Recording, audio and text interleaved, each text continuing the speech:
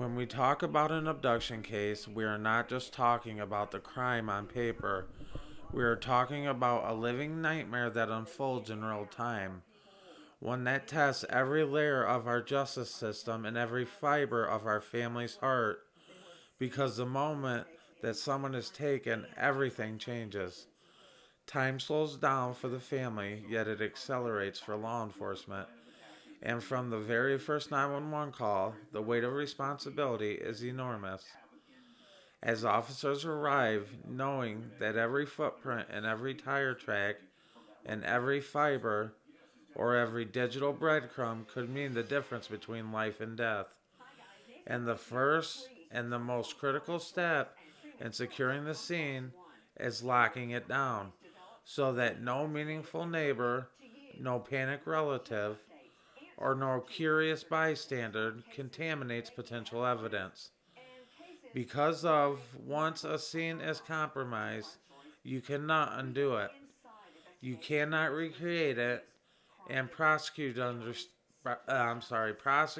understand this deeply, since the case will one day depend on the integrity of what is preserved in those early hours, so that they work closely with the investigators to ensure the proper chain of custody.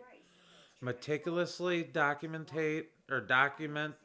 the evidence, the photographs, video, recordings, forensic collection swabs, fingerprints, DNA sampling, digital device seizures, all logged and tagged, sealed intact. Because of the defense attorneys, they will scrutinize every single step, and if even one procedure is sloppy, it can unravel months of work. And beyond the physical scene, there is the digital crime scene. Cell phone pings, surveillance footage, nearby homes and businesses, traffic cameras, GPS data, social media messages, each requiring warrants, subpoenas, and judicial authorization. Because the prosecutors must balance urgency with the constitutional protections moving swiftly yet lawfully, knowing that cutting corners in desperation can jeopardize justice later, and while all other unfolds, there is a family sitting in shock, replaying their last conversations, asking themselves why they're blaming themselves for the things beyond their control, barely sleeping and barely eating, holding on to hope while fearing the worst, and that the emotional toll is something that never shows up fully in a case file because the legal system deals in evidence and statuses, but the families deal in birthdays, the missed empty chairs at dinner tables, unanswered phone calls, and the prosecutors must carry both realities at once. The clinical precisions of the law and the human fragility of the grief, and as the investigators develop the leads, the prosecutors begin building the legal framework of the case and the determining whether it constitutes a kidnapping or unlawful restraint, human trafficking, or another related charge. Analyzing the intent and the jurisdiction, the possible accomplices, interstate elements that might involve federal authorities, the coordinating with the agencies across county or state lines if the victim has been transported because of the abduction, rarely respect geographical boundaries, and every jurisdictional shift requires paperwork, cooperation agreements, and sometimes complex coordination between the local district attorneys and the federal prosecutors. And then there are the search warrants. What must be drafted with specificity, supported by a probable cause, signed by a judge who must be convinced that the intrusion into someone's property or the digital life is justified in each affidavit. They must be detailed, they must be truthful, and they must be precise because an exaggeration or omission can later be challenged in court. The potential the the potentially suppressing of critical evidence, and throughout this process the victims' families often ask for updates. Now understandably urgently, yet prosecutors they're bound by what they can disclose without compromising the investigation. which can create tensions because of the silence feels unbearable to a family's desperate to a family that is desperate for answers. I'm sorry. But the premature disclosures can alert the suspects or taint witness testimony. So, the communications, because of a delicate balance of transparency and protection, and when a suspect is identified and arrested, that is not the end, but the beginning of another demanding phase. As the prosecutors prepare for arraignment or argue for bail conditions or detention, they're often pushing to keep the accused in custody. If they pose a flight risk or danger to the community, presenting evidence to a judge while the family watches, hoping that the system will hold firm, and then comes the discovery and the exchange of evidence with the defense counsel, which must be thorough and timely because the fairness demands that. The accused have access to the evidence against them even when the allegations are horrifying, and the prosecutors must also prepare witnesses, which in abduction cases can include traumatized survivors if the victim is recovered, or grieving relatives if the outcome is tragic, guiding them through what to expect in court without coaching or influencing their testimonies, and ensuring they understand the cross-examination may be aggressive, even painful, because the defense attorneys are obligated to challenge your credibility or the credibility of the person on the stand, and that the courtroom experience can reopen wounds for the families who are already exhausted, and all the while prosecutors are thinking several moves ahead. They are anticipating defense strategies, claims of consent, mistaken identity, an alibi defense, challenges to forensic methods, consulting with forensic experts to ensure the science is sound, preparing exhibits, timelines, demonstrative evidence to help a jury.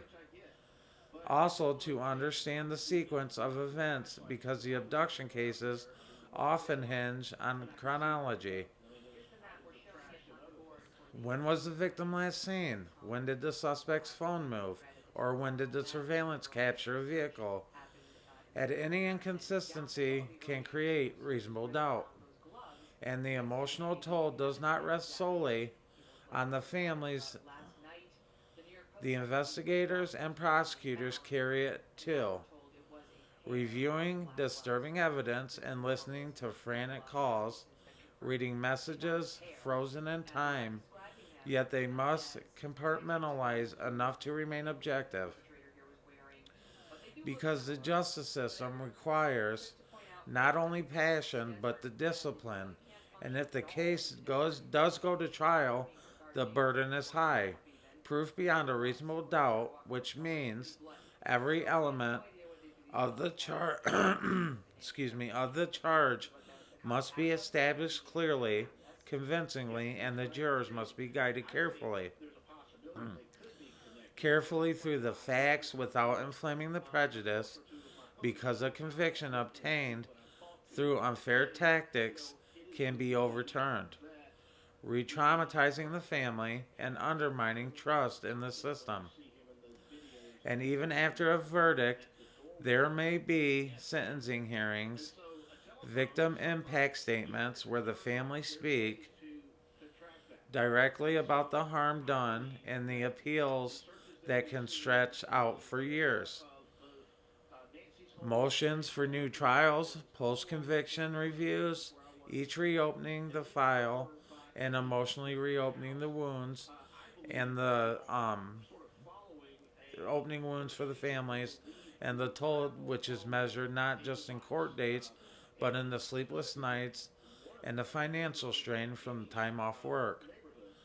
Therapy costs, strain on marriages and siblings, children asking questions that are impossible to answer, living in a state of suspended reality where hope and dread coexist, and communities feel 2. As fear spreads, routines change.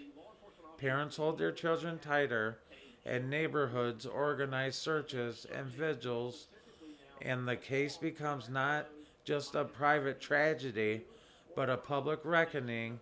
And throughout it all, the central truth remains that the abduction case is a race against time, at first, then a marathon of endurance in courts requiring precision, patience, and profound humanity, because the protecting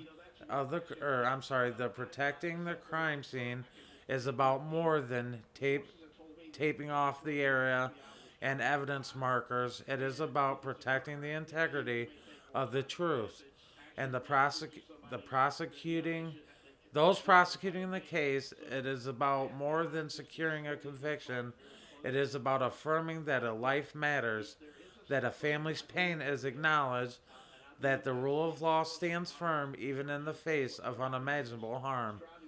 And while no legal outcome can fully restore what was taken, the careful, methodical steps taken by the prosecutors, as well as the investigators, serve as a promise to the family and to society that we will not look away, that we will not rush carelessly, and that we will not allow injustice to compound tragedy.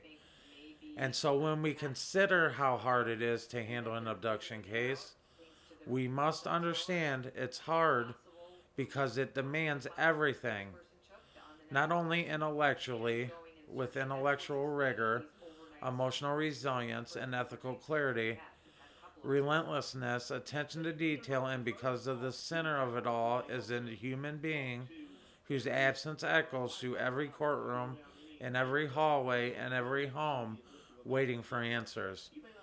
And this is why the process is so deliberate and so careful and sometimes so slow, because in the pursuit of justice and abduction, there is no room for error, only the solemn duty to seek the truth and protect the rights and stand beside the families as they endure one of the most devastating experiences imaginable. Now, with that being said, what's going on in the Nancy Guthrie case, I want to get into that, so I'm going to continue on. When we talk about the realities described in the letter, the urgency of securing a crime scene and the precision required in preserving evidence, the emotional weight on a victim's family, and the delicate coordination between the agencies, and we compare those principles to what was unfolded publicly in the Nancy Guthrie case, what becomes clear is that an abduction and an investigation does not exist in a vacuum. It exists within a web of human relationships and egos, jurisdictional boundaries, and institutional pressures. And when there is tension between a county sheriff's office and the FBI, even subtle fiction can ripple outward in ways that complicate and even compromise the case, because in any scenario, the first hours are critical, and the agency that initially controls the scene often sets the tone for the entire investigation. And if that local authority is reluctant to cede influence or share intelligence fully or adopt federal protocols, while the federal agents may simultaneously question local methods or push for a different strategic direction, the result can be fragmented. Decision making at the exact moment when unity is essential, and that fragmentation can show up in small but consequential ways: delayed warrant applications, duplicate interviews that muddy witness statements, and inconsistent messaging to the public, or disputes over forensic handling that later became vulnerabilities in court when defense attorneys looked for inconsistencies to exploit. In a case like Nancy Guthrie's, where public attention and community emotion run high, the tensions between the sheriff and the FBI can also influence public perception. Because the families watch body language at a press conference, they read between the lines of the statements, they sense when agencies are not aligned, and that the perception of discord can erode trust, making the family feel as though the search of their loved one is caught in bureaucratic crossfires rather than driven by a single unified mission. And from a prosecutorial standpoint, that unity matters profoundly because the prosecutors depend on clean chain of custody documentation, coordinated timelines, and cohesive investigative narratives. And when the agencies are at odds, there is a risk that the reports are written differently, evidence logs are maintained under separate systems, or strategic decisions are made without full cross communication. And even if those differences seem minor in the field, they can become significant in court when the defense raises questions about who had control and what evidence and when. There is also the issue of jurisdiction and pride, which, while rarely acknowledged publicly, can quietly influence high profile investigations. A county sheriff may feel accountable to the local electorate and the protective of the departmental autonomy, while the FBI operates under federal mandates and broader investigative authority. And if either side perceives the other as overstepping, withholding information, or undermining leadership, the cooperation can shift from seamless to strained. And in an abduction case where speed, clarity, and unified strategy are vital, even a few hours lost is to internal disagreement can mean lost opportunities or unserved warrants, delayed digital data preservation, miscoordination with other states or agencies. Because digital evidence, especially in time sensitive surveillance footage, can be overwritten, cell data can become harder to retrieve, and suspects can exploit confusion to destroy or conceal evidence. Beyond the investigative mechanism, tensions between agencies can also impact how the case is presented to the public, and that matters more than many people realize. Because the public's tips often play a crucial role in abduction cases, and if messaging is inconsistent, if the agency characterizes the case one way or the other, it differently, community members may hesitate, doubt, or misinterpret the urgency, and the family, already under immense environmental strain, may feel they are navigating not just the horror of a disappearance, but also the fractured response system. And that emotional toll compounds the trauma described in the letter. Turning those Turning this should be at coordinated pursuit of justice into a landscape of uncertainty. From a prosecutorial perspective, interagency tensions can create strategic vulnerabilities down the line. If the sheriff's office and the FBI conduct parallel interviews or collected overlapping evidence without tight coordination, discrepancies can arise in reports or timestamps or procedural steps, and the defense counsel will examine those dependencies meticulously, arguing that the confusion of the rivalry tainted the investigation, and even in such arguments ultimately fail. They can introduce doubt in the minds of the jurors because they are sensitive to signs of disorganization or conflict among the authorities, and the appearance of discord can be as damaging as the actual procedural error. At the same time, it is important to recognize that the multi agency involvement in an abduction case is not inherently negative. In fact, it is often brings critical resources, advanced forensic labs, behavioral analysis units, interstate coordination, and specialized task forces. But those resources are most effective when integrated under leadership and a shared objective. When tensions overrides the collaboration, the strength of the combined response can become diluted. All right. I wanted to go further into it, but let me finish here. In the Nancy Guthrie case, any visible or reported tensions between the sheriff and the FBI underscores how fragile the balance can be. How easily a case can become as much about control as about evidence, and how crucial it is for the leadership to prioritize the integrity of the investigation. Above all else, because once a case reaches court, the prosecutor must present a shameless chain of events and a clear evidentiary path and a unified investigative effort. And if the cracks formed early due to the interagency friction, those cracks can widen under cross examination. Ultimately, the family, already enduring unimaginable uncertainty, may fear that justice could be jeopardized, not by lack of evidence, but by lack of cohesion.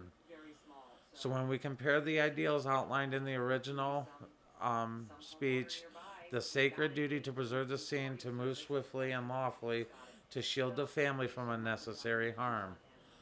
Nancy Guthrie's, in the case like Nancy Guthrie's, we see how fragile the pursuit of justice can be, how or how dependent it is in cooperation, transparency, and a shared purpose, and how any breakdown in that unity risks not only the procedural complications, but the deeper wounds to the public trust and the family's hope. Because in an abduction case, there is not room for rivalry, only for relentless, coordinated commitments to find the truth and to protecting the integrity of every step taken along the way. And let's hope that they do this in the case with Nancy Guthrie and the FBI and the sheriff get on board and stop withholding evidence if they are, and they continue to push forward in finding Nancy. And now I said in a short a while back, we're 12 days in almost, or we are, and they still have not found a possible whereabouts of her or any sign of her being alive. And although we pray that she's still alive and she gets brought home safe to Savannah and the family, we also must be vigilant and aware that you must be prepared for the worst at all times. And I just send my prayers and hopes to the Guthrie family and the hopes that she comes back to them alive. And we continue to pray for them and hope for the best. Thank you for watching another episode. And until next time, we'll see you later. Peace.